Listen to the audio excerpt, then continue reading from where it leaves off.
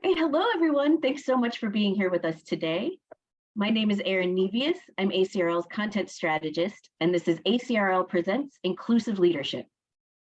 Today's session is brought to you by the New Roles and Changing Landscapes Committee, one of ACRL's 5 goal area committees charged with implementing our strategic plan for excellence. It is being recorded, and we'll send the recording to registrants in the next few days and post it to ACRL's YouTube channel. Please make sure your chat box is set to go to all presenters and attendees and add any questions you have throughout the presentation. There will be a Q&A portion at the end and they'll be addressed then. I want to thank today's presenters, Annie Belanger, Dean of University Libraries, Grand Valley State University, Maisha Carey, Deputy University Librarian and Director of Organizational Learning, University of Delaware Library, Museums and Press, Dr. Jolie Graybill, Dean of Libraries, North Dakota State University, and Elaine Westbrooks, University Librarian, Cornell University. This is a free webcast, and ACRL's other free professional development opportunities are made possible in part by your ACRL membership, which helps fund many of our programs and services for the academic and research library community. Not a member?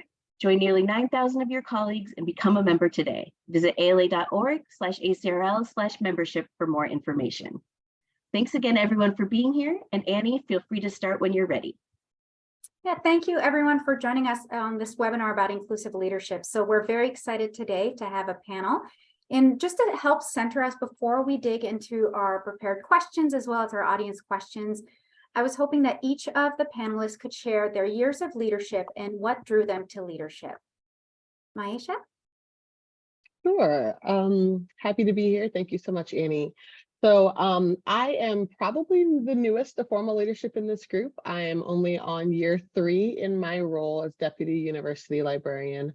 My previous year experience in leadership was outside of libraries more in a public sector job. But I would say that I think what drew me to leadership, if I'm 100% honest, is just a sense of restlessness, right? I think in previous roles, I always find myself asking the biggest questions and, maybe annoying some of my previous supervisors with my curiosity.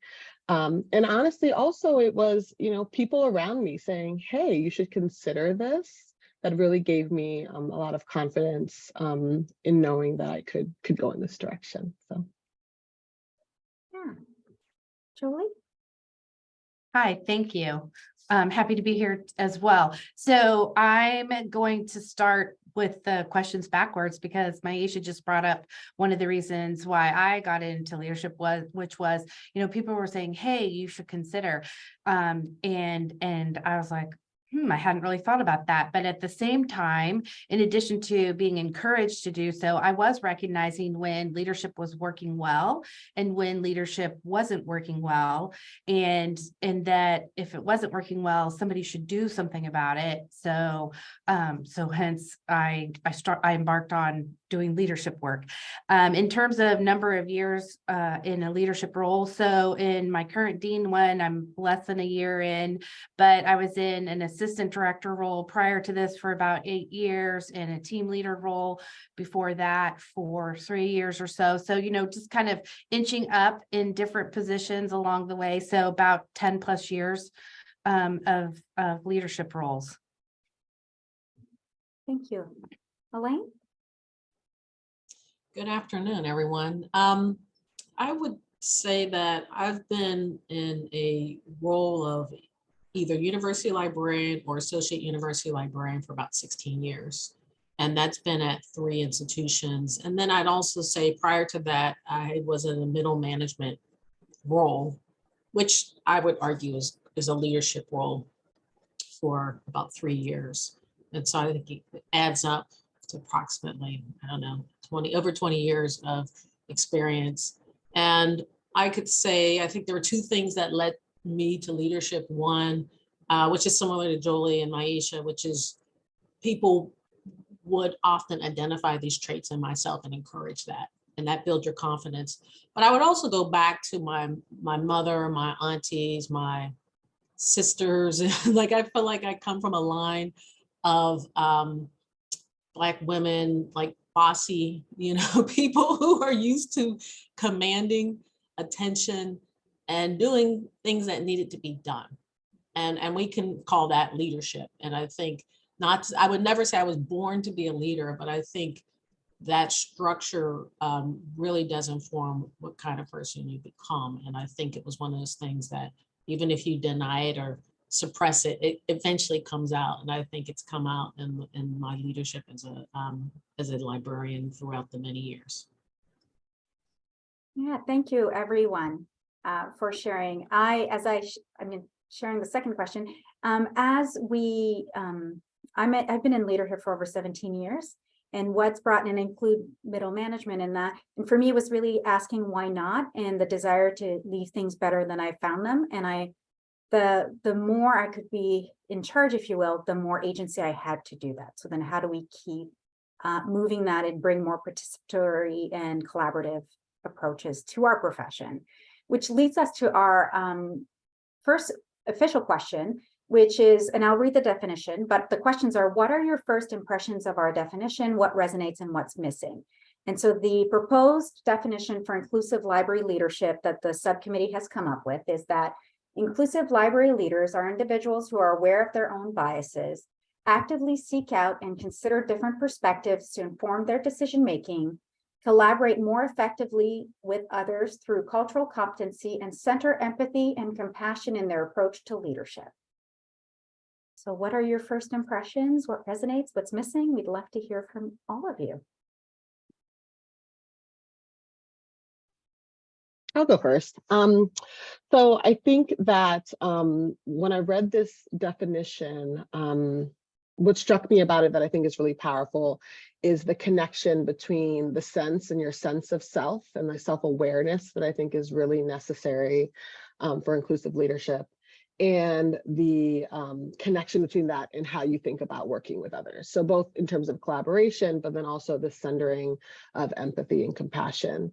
You know, I think that we are all, of course, very aware, and I think that it's quite obvious that, you know, you don't become some superhero just because you become a leader or because you step into some management role.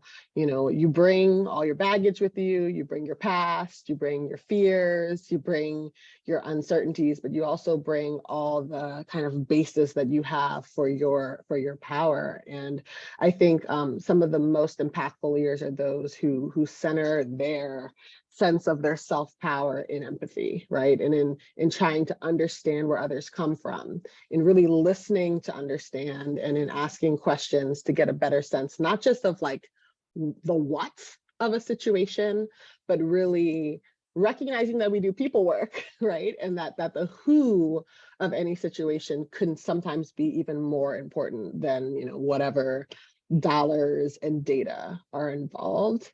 I think that the thing that it struck me as missing, though, is some mention of positional power and the role of interpersonal dynamics in how we lead. You know, I think if we ever fool ourselves into thinking that, you know, we're all just the same, and all of our voices count the same in a room, and when just because someone was invited to a table means that they feel comfortable speaking up or speaking out, you know, then we get in a lot of trouble.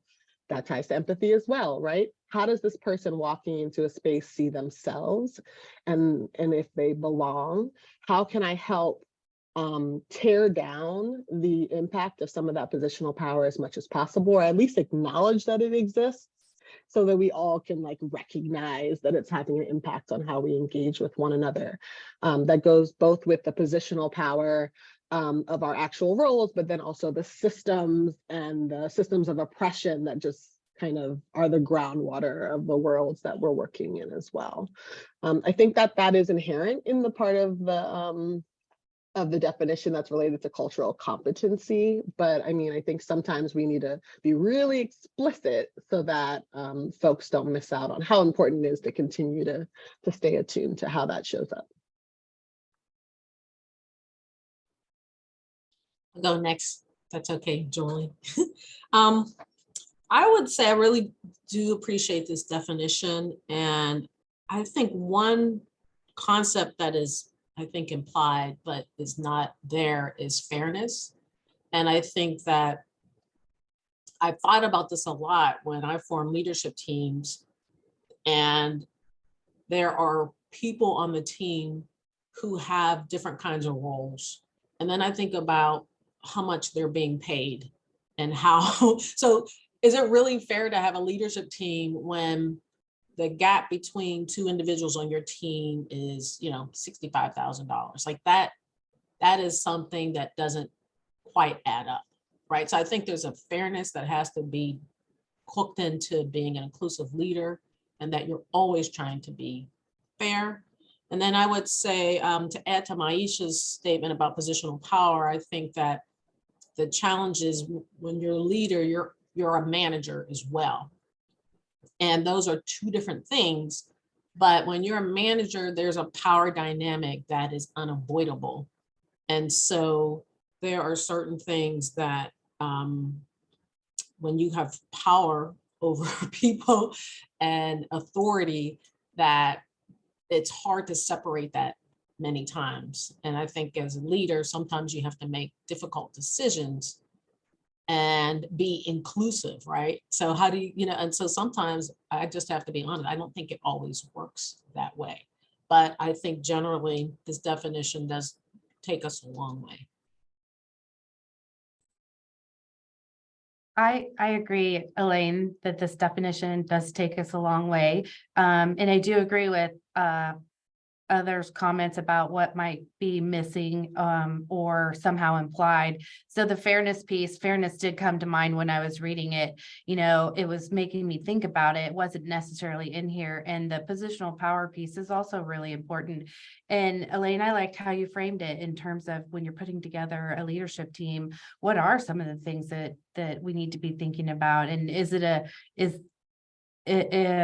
the salaries that people are getting paid, how is it setting that leadership committee or whatever it is you're working on, setting it up for success versus setting it up for not such great success. So those are some really good points. Some of the things that drew me to this leadership definition, I really appreciate this very much. I like that it's focusing on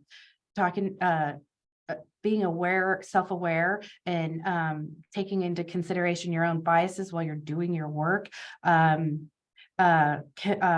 into consideration all of the different perspectives from whatever project or group that you're working with. So we all do the self-evaluation things, and my top strengths are, one of them is empathy. And I'll be honest, it gets me in trouble sometimes. It doesn't always work well, but I was so excited to read this leadership definition. It wasn't necessarily around in this form when I was doing my PhD work back at Simmons. And the empathy piece and the compassion, those things are really important to me. And there's some of the strengths that I take with me every single day in every interaction that I have. And so I was really drawn to this definition and excited to see that somebody had taken the time to develop one and include some of these things that others have said, you need to get rid of that empathy thing. You need to get rid of the compassion. It's like, no, it's very important in the work that we're doing. I'm not getting rid of it. So those are some of the things that I thought about while I was reading this definition. And I think Maisha also said something about making things better. Sorry, I just wanted to add that. And I think that that's critically important too, that our work is to make things better and make improvements. I'm really struck by how this definition, intentionally says leaders, not managers, as Elaine pointed out. And I don't know, I would love to just hear from you all about how you think about I don't know how this definition may be interpreted by folks who don't have formal leadership roles, right? Like, do they see themselves in it? Because I think when I read it, I definitely thought about it through the lens of, okay, someone who is higher up on the org chart, who has a pretty wide kind of area that they have responsibility over. But, I think that the definition does still apply in so many ways to all, the folks who don't have necessarily management roles or formal leadership over a specific program, but their like nexus of control still has a big impact, right? In either in the organization or on the students that they serve or the people that they work with. So Maisha, one of the things that I thought of also while I was reading this, in terms of the inclusive library leadership definition and what it means was everyday leadership came to mind. So this isn't the same thing, but it kind of goes hand in hand. And everyday leadership is kind of like setting up your whole organization for everybody to feel like at certain times that their strengths can come into play and they can assume a leadership role for this particular aspect of the work that needs to be done, and somebody else can assume leadership role for another aspect. So I think that I thought everyday leadership on more than one occasion while I was thinking about inclusive leadership and reading this definition and some of the other works. And I could just say what inclusive leadership is not. It does not mean that everybody gets to weigh in on every decision, right? And so that's funny when I hear people say, they interpret it meaning that if you're an inclusive leader, everybody has to be consulted on every decision all the time. That's just not true. Leaders are put in place to, of course, have vision and share the vision, inspire people, but you have goals and objectives you're trying to move towards, right? And so you don't necessarily need everybody to weigh in, and that as a inclusive leader, you find the right people to weigh in at the right time. And I think that in organizations where trust is missing, people struggle with that. And I think that as leaders, I find it a constant act of cultivating trust, showing empathy, seeking feedback, like all those things cultivate the trust that you need to ultimately be an inclusive leader. Because if you don't have the trust of your the people you're working with, you're really not going to be inclusive because then inclusive leadership becomes kind of a weaponized in certain ways. So I think that trust is a really important component. And laddering a little bit on what Helene shared as well, because of that misconception at times that everybody weighs in, or it's like ultimate democratization, it becomes even more important when we're using these methods or these tools to be clear about where decision power lies, where improvement right lie, and in what ways. So for example, like you said, the right people at the right time, the people who are going to be most deeply impacted or who should have voice. And also when, and not engage in false consultation, right? Like if we know there's an outcome we can't change, then let's not break the trust by asking. Yeah. Any further thoughts before I move us to the next? So our next formal question is, how have you applied elements of inclusive leadership? For example, what practical ways have you used to advance inclusive leadership approaches? So Elaine moved us nicely into that question, so thank you. And I'll put it in the chat for the panelists so they can read it as well.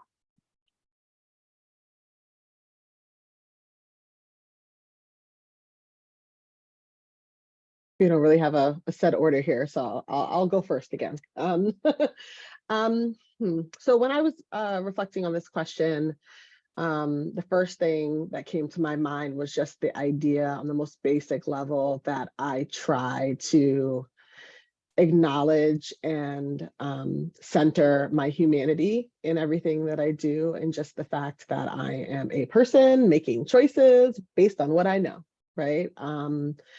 And that I'm always learning. Like, I hope that if I ever get to the point in my career where I feel like I know everything, or where people tell me I seem like I think like I know everything, it might be time to hang up the towel. I think that the most practical of my approaches has to do with admitting gaps in my knowledge, asking questions, and also soliciting feedback as much as possible. And I try to make that feedback with no strings, right? And I mean, I have no control over how, people perceive what strings might be attached to the feedback that they give me in terms of just like how our relationship evolves, right? Or how putting themselves out there could impact how comfortable they feel in a space, right? I can't control that. But what I can control is, not asking for too much from people. If someone gives me feedback, even if all I want to do is ask them to give me 15 examples, because I really don't believe it, right? Or teach me how to do it better. I really try to avoid that. I don't want anyone to think that to tell me something that is true or difficult means that they're responsible for helping me fix it, right? Because that's just too much of a burden to ask from somebody, especially if there are differences in power dynamics. And I guess the last thing that I really try to do a lot is being the voice of how the power of the majority is showing up in a conversation, right? So one really practical kind of tool is a technique called multi-partial facilitation. I know you know about this, Annie, but the idea of, when you're in a conversation and there are two sides to the conversation, instead of trying to take the neutral approach, which doesn't exist, by the way, that you acknowledge which side it represents hegemony, which side represents, power structures, and then you take the other side, right? Or you at least help enforce or make space for the other side to have room and to gain some traction. So that approach has been really helpful, I think, especially when there's an assumption about an even playing field in a conversation, a decision, when there's some big elephant in the room that nobody wants to talk about, point out that elephant, right? It helps people get their shoulders down a little bit and say, oh, okay, so we're going to get real. So thank you.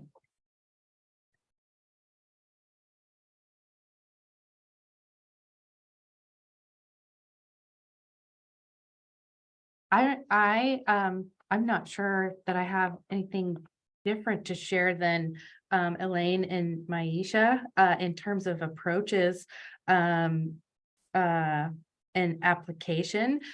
I have had an opportunity to operate more as an inclusive leader here in my current role than maybe my previous roles, or feel like I have maybe. And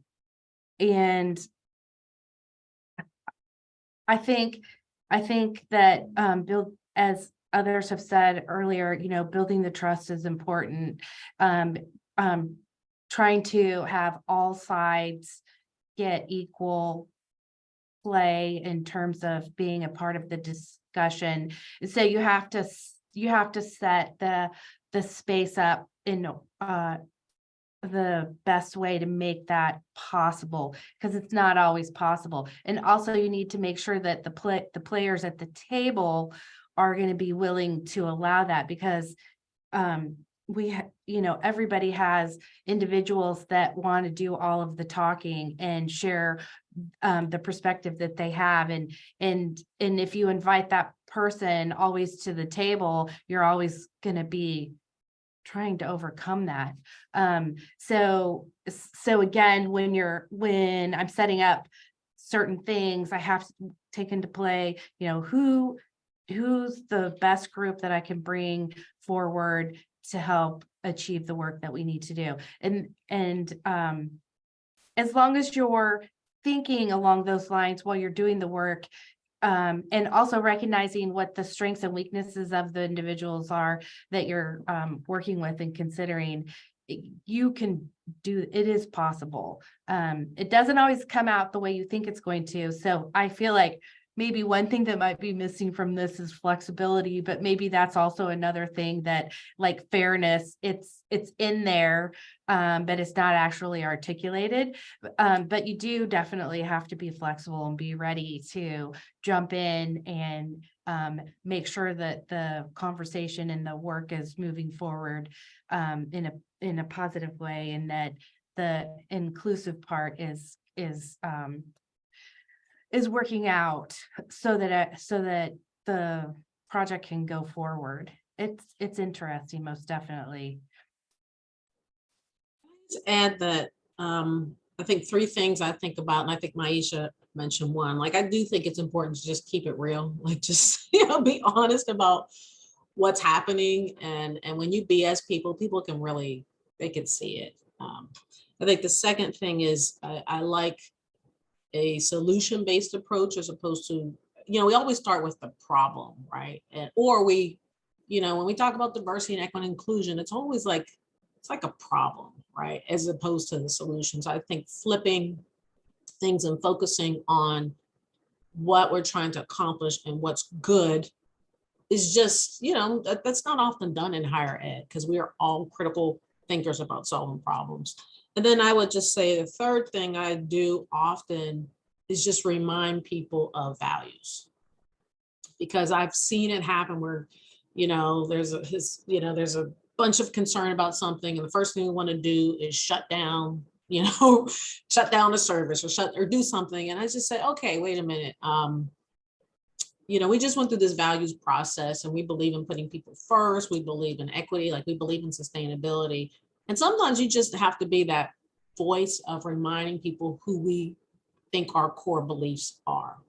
Because when people get stressed out and resources are tight, people do all kinds of things, right? But you always have to go back to your values. And if you always have to go back and it's a struggle, maybe they're not really your values. But I find myself always reminding people of values constantly to ensure that we are achieving our goals in the right way. Yeah. So I have a few tools to just ladder on as well. I think absolutely values and actions are so critical when we're thinking about culture. Not only like what are our values, but how are we living them? What does it look like, so that we can, because we have to bring accountability into it. There's inclusive leadership, but if we're leading that into an inclusive culture, we have to have accountability. The other few tools I found really helpful are, and I think it really builds onto the tools you've shared, but being asset minded, using systems thinking to be looking at our pieces, and then universal design of learning for our communication and engagement.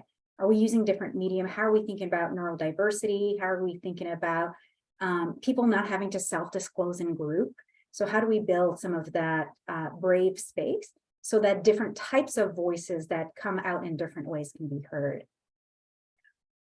Yeah, this is a rich discussion. So our current next question, though, is flipping a little bit to the problems. What struggles have you encountered in being an inclusive leader? I'll go first. So I think in my current role and in my immediate previous role, I was probably operating under this definition in how I did my day-to-day work. And one of the struggles that I have run into. So some of the adjectives that people have used to describe me include, of course, some of the things that you see in the definition, but humble is one of them as well. And it's not always done in a nice way. So being an empathetic person isn't necessarily seen as a positive trait either. And you have to think about, in terms of individuals, everyone that you're working with, where are they coming from? What have been their previous experiences with leadership and management, and what impacts have those experiences had on how they're bringing their self to you at this time. And I'll be honest, in my previous position, I had 50% of the individuals who were all on board with having a humble, empathetic, compassionate leader, manager, working with them on a daily basis, and 50% were not on board with that. They said that they were, but actually their reactions and the way that they responded and that kind of thing did not say that they were on board. And I did struggle with that because I was really trying hard to continue for the whole process, you know, with being humble, with being empathetic and compassionate, and working. And the bottom line is that the 50% of the individuals, they just wanted a manager that told them what to do. And that's kind of not my core. That's not my basis. And so I couldn't quite ever get there. And so that was the biggest struggle that I had in my previous position. I'm still, talk to me in another 10 months or so. And I think I might be able to give you a better sense of how it's going here. But I think that for the most part, everybody appreciates the inclusive style that I'm bringing. They appreciate having empathy and compassion and care brought to the table on a regular basis, on a daily basis, into all of the work that we're doing. But like I said, I think I need a little more time. I'll go next. I would say that the struggle for me is that my entire career I've been trained in command and control. And oftentimes we learn how to lead from the people who have led us and managed us. And so I think for me, it's always been about how do I disrupt that instinct for command and control and be more inclusive and trusting and open. And I think it's that muscle you just have to keep working, because that is so prevalent throughout all of our society, that you know who's in charge, you have the power, you have the authority, just do it, right? And so I think that's one thing. The second thing that I think keeps people back is the love of self. And I think it's hard to be a great leader when you don't like yourself and when you are apologizing for who you are. And so when I learned to be unapologetic and to love myself, I became a much better leader. And I would say the pandemic helped me tremendously, as awful as it has been. That was the moment where I just really had to say, Elaine, this is like, you have to trust your staff. We are human, we are struggling. Like, it really, I felt like I brought my leadership game up 2 notches because it was so apparent, not just the pandemic, but also the racial strife in the country and everything that was happening.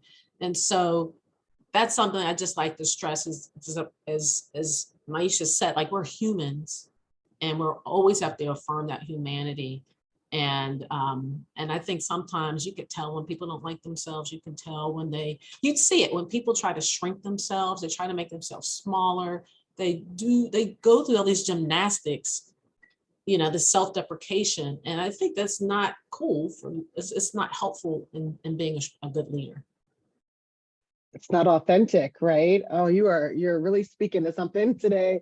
Elaine, I think I must have seen this recently around, this idea of like how people think they should perform leadership shows up in so many different ways, right? And, sometimes it is trying on that command and control, even though it doesn't really fit them, right? Sometimes it's, trying on a false sense of humility, even though it doesn't really fit them, right? Like all of these things kind of represent, but when you really are a naturally humble and empathetic person, or when you really have seen command and control happen again and again, and now you're actively pushing against it, right? Like it shows up different, and people know when you are being yourself and when you're actually working towards doing this work better, or when you are just kind of putting on the clothes for 8 hours a day and then you can't wait to take it off. So for me, all of what you all have been saying clearly resonates with me. And when I think about what of inclusive leadership has been a struggle, it's the leader part. It's the leader part. Understanding that when I speak, people listen, and that, when I make decisions, they have weight, has been a interesting experience. Part of that is dismantling my own imposter syndrome, right? And I don't blame myself for that. I blame the people, I blame society. Like somewhere along the road, I've been imparted with the idea that I don't belong to be here, right? And I have to constantly push against that. And I have to remember that, Trevor has empowered me. My vice provost, Trevor Dawes, has empowered me to do this work for a reason. That the people that I work with, who are not just colleagues, but also in many ways, like my greatest sources of support, believe in me and that I can do this work, right? And that helps. But as Elaine said, I have to also have that. There's something that comes from within that. Sometimes takes work, and that's okay, but that work is valuable and worth doing. So I'm not going to go down a therapy road here, but I will say that, doing your self-work is important. Another thing that for me has been a struggle, and maybe this speaks to that leader part again, is just the natural tensions that exist in our work, between where policies and the realities of what's possible sometimes bump against what feels good, right? What maybe would be the nice thing to do. A big part of my portfolio now is HR. Like it or not, the rules are the rules, right? When them's the rules, my power as an inclusive leader is to make sure that we are clear and equitable in the application of those rules, right? And that also that I can hold someone's hand while telling them no, right? Like I think that that sometimes is hard. It's a hard job to tell someone, I'm sorry, you cannot get what you want, but here is why. I will be as transparent. Someone asked a question about transparency. I'll be as transparent as I possibly can be when it comes to why a decision is going in a certain direction.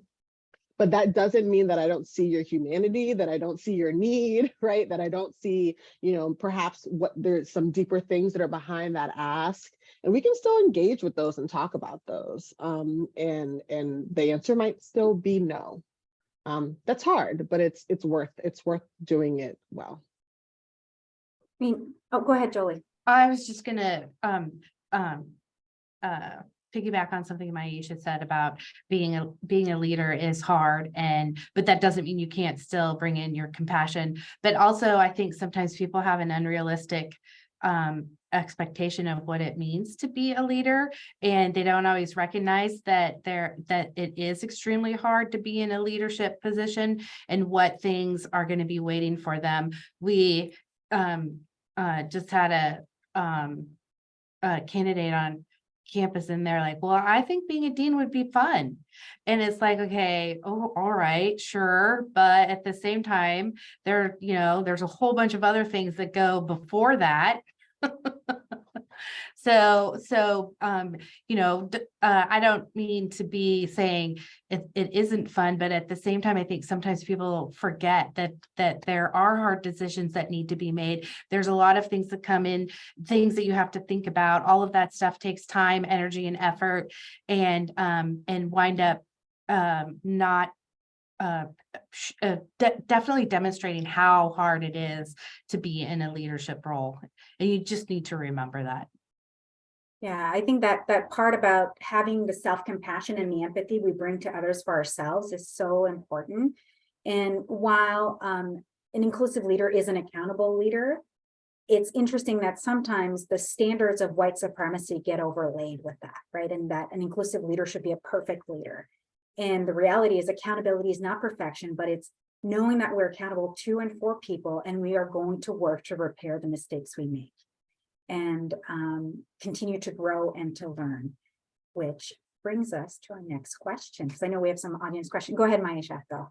I had to jump on the perfectionist comment, because I'm waiting for the study that comes out that really shows, how this is specifically important in our field, right? And it's specifically of note. I find myself on a regular basis working with colleagues that we have to like say out loud, like perfection is the enemy of good here. Like we have to remember that actively, because so many of us came into this work looking to organize and make things perfect. So kind of recognizing that that's not possible is really empowering. Once that's off the table, right? What are we left with? Can be really empowering. So sorry. No, absolutely. So I want to make sure we have space for audience question as well. And so our last formal question is, what professional development opportunities have you leveraged or would you recommend for those interested in developing their inclusive leadership practice? So tying to that self-compassion and that self-growth and doing our own work. What thoughts do you have?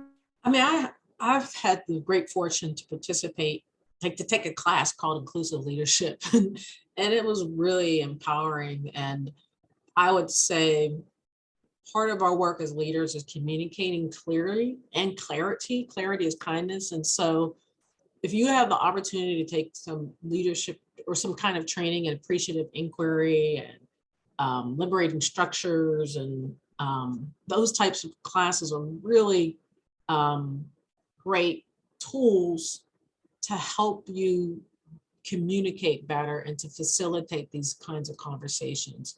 Because that's what it ultimately comes down to. When you're making a decision and you're trying to enroll people into a decision that you thought of, that you think is important, that you think is better, it takes skill and talent to do that well. And so I definitely recommend anything that helps you communicate better will be helpful in being an inclusive leader.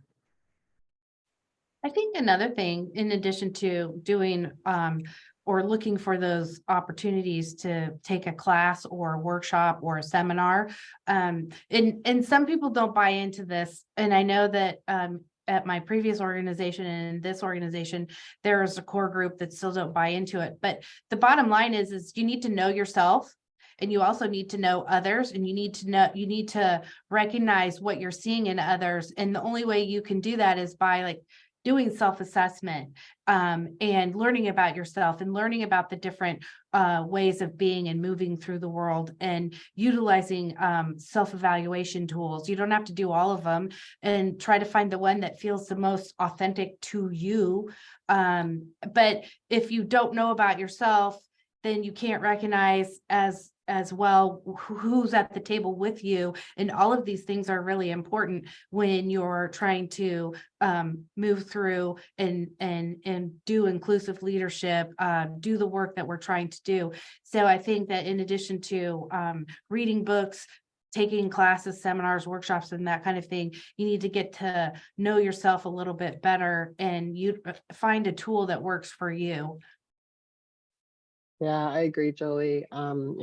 DISC, predictive index, strengths finder, there's so many things out there that, none of them are one size fits all, but, the value that comes from the self-reflection and the language should then be able to tell others a little bit about yourself and how you show up, and also where your blind spots are, can be really, really helpful. I totally agree. Another thing that I thought about, so just to kind of expand, is find and engage in a community of practice. So, that can happen through taking a course, and I've definitely had that experience before. Here at my institution, our kind of leadership group meets pretty regularly to talk through some things, and I've been in similar groups with colleagues across the country. The idea that just how easy is it now to hop on Zoom with some folks and have some questions and just dig in to get a different perspective on something that you're experiencing. Sometimes that can turn into report out, so it's really important to give it some structure. But if the focus is really about expanding your understanding of how to be a good inclusive leader, then maybe you all engage in some readings together. It goes without saying that, of course, there's just so much to read and learn as it relates to just how our world works, and understanding oppression and white supremacy culture and so many things that you can dive into. But I think having other people who are there to learn with you makes a difference. It really makes a difference to say, here are my reach goals. Here's what I'm trying to do. This is what where I would like to go next, and then have someone else support you on that journey. There's formal programs, but you can hop on Zoom and do it with just some buddies, and have some coffee or some wine and talk through kind of what you're experiencing. I found that very, very helpful. And even I think on your own reflecting, right? Moving from the guilt and shame spiral into introspection and really taking that time, like even the learning loop. What did I try? Where did I succeed? Where did I struggle? What did I learn? And what am I going to try next, so that you keep moving forward? We have several audience questions. The first one is, how does transparency play into inclusive leadership?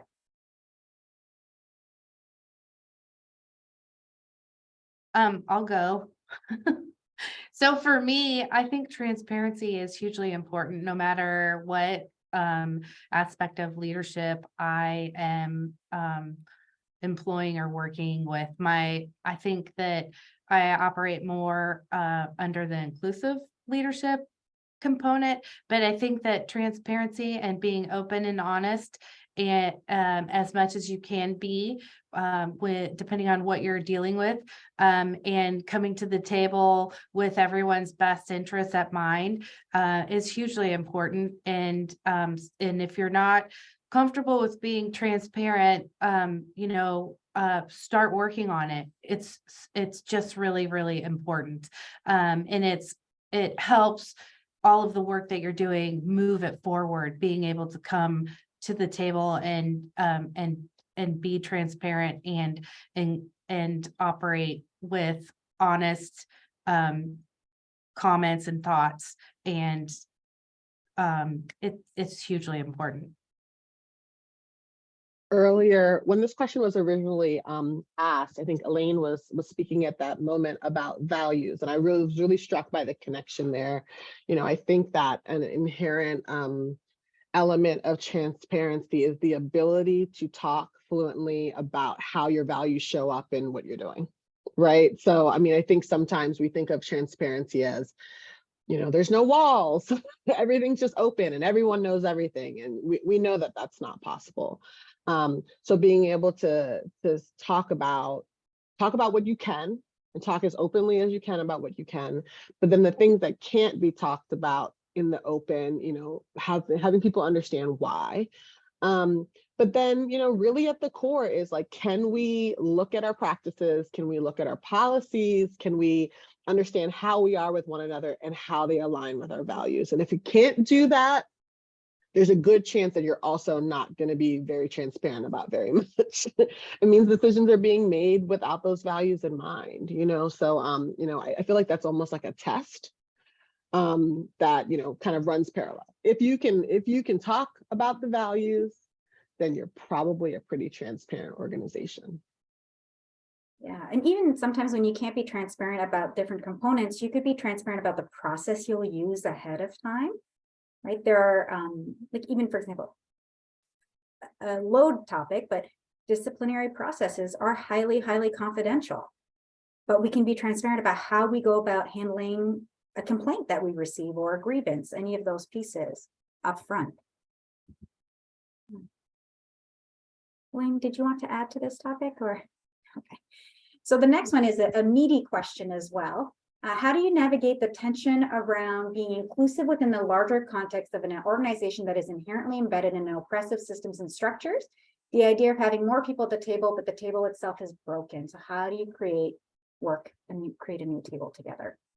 So I feel like we should have started maybe with our groundwaters, right? We are living in genocidal, colonial, neoliberal states. And I love the way this question is framed, how do you bring people to the table when the table itself is broken? One thing I'll just say is that I think the word inclusive here is a catch-all for a lot of different concepts, right? Like inclusivity is one piece, but it really is, I think, kind of like a marker to represent, being able to acknowledge that groundwater, intentionally working to dismantle systems that are getting in the way of us working together in a way that aligns with our values. So yeah, inclusive, but also equitable, and, you know, honoring diversity and accessibility, and, you know, having a social justice lean. I mean, this is my way of thinking about it. I mean, there may be nuances for folks. But, you know, I think that I'm not gonna lie, there are days where I feel like, what's the point? I'll be honest, and someone please remind me that I don't want to feel that way tomorrow. But, you know, there are days where I'm like, you know, we're working and I'm doing as much as I can and helping to make a difference in my little sphere. But what about the rest of the world? I have to remind myself that if I help somebody, to quote my aunties, right? If I help somebody along the way, then my living's not in vain, right? Like, there is still value to where I can be of service to the people in front of me, both in terms of the staff that I work with, but also the students that we serve. That being said, though, having the freedom to push, right? Giving people the license to mend that table or build a new table, I think is a big part of what I see as my role, right? Like, if someone needs permission to throw the whole thing out, I'll give it, right? It might be messy, but I think even just giving permission to talk about the fact that, you know, there are bigger things to do is a big part of our role. Now, the work of, you know, supporting and funding those changes and project managing and making sure they happen and all that kind of, you know, there's more to it, of course, but I think at its core, permission to call out, you know, the Black stain on the wall, the permission to say, we actually see where there's a problem here, I think is a huge first step that a lot of folks aren't willing to make, right? So I think allowing for that in our organizations makes a huge difference. I mean, I'll add that we're all hired to do something, right? And so we exist in a structure of the ivory tower that is deeply inequitable, that was never designed for people who look like me, right? But knowing that doesn't mean I just give up and take a nap and just forget about, like, just say I'm not going to do anything. Like, I can't do that. I wasn't raised to just sit back and watch things happen and feel helpless. So I think hope is a discipline, and it's that hope that drives me to say, I could at least, as the leader of this organization, put a mirror up to this organization and say, what are we doing to increase inequity? What are the practices we've employed for decades that deeply create inequities and harm communities? And then commit to doing that mirror work and saying, this is not right. How do we change it? And how do we keep this from going on? And then how do we address the harm, right? And so that is a full-time job. That's a lot of work. Sometimes you hit the nail on the head, sometimes you miss it, you know, but I think that there's a lot of room for mistake. There's a lot of room for just making things up as you go along. And so you just have to give yourself permission, but it is not okay to say we are in a capitalistic, oppressive society, and therefore nothing we do can matter. Like, you can't do that. Like, I didn't come to get up every day, come to work to feel helpless without hope and without a conviction that I wanted to make this place better than when I found it. Yeah, I often try to center as well, like, where is my sphere of influence? What is the agency that I can create and carve out either for myself or my organization? So, for example, on campus, we wanted to do things around inclusive position descriptions, not only that they're written in an inclusive way, but that everybody's job in the library calls out how they will help advance our commitment to inclusion, diversity, equity, and accessibility. And campus said, wonderful. And then, so we wrote the toolkit and we gave it to campus. And we're doing the pilot project, right? So there's places too where in the face of the storm, we can scream into it, or we can just start to dig down and protect the people that for whom we have care. an agency for. Another question, do you find it easier or possibly less challenging as a new leader to an organization to incorporate inclusive leadership, or is it better to do it with an org you're familiar with? I've done both, so I'd love to hear from others too, though.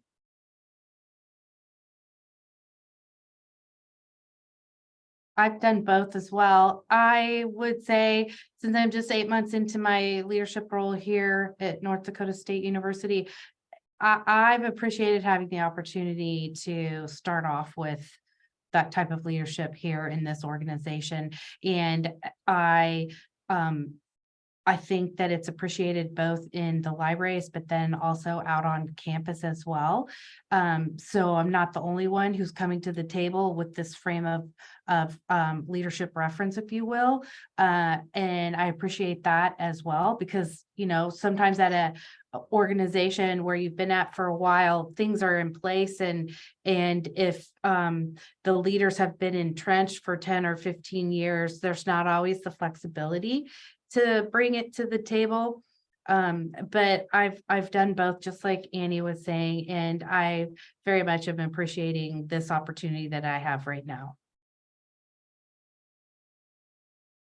I would say, theoretically speaking, you know, I don't know that one experience would be more difficult or easier than the other. I will say that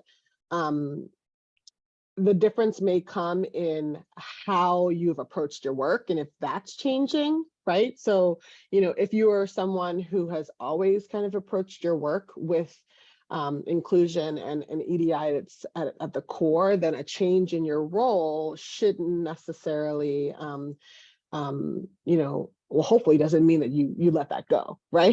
that you know, becoming a leader, that still remains a huge part of how you approach your work.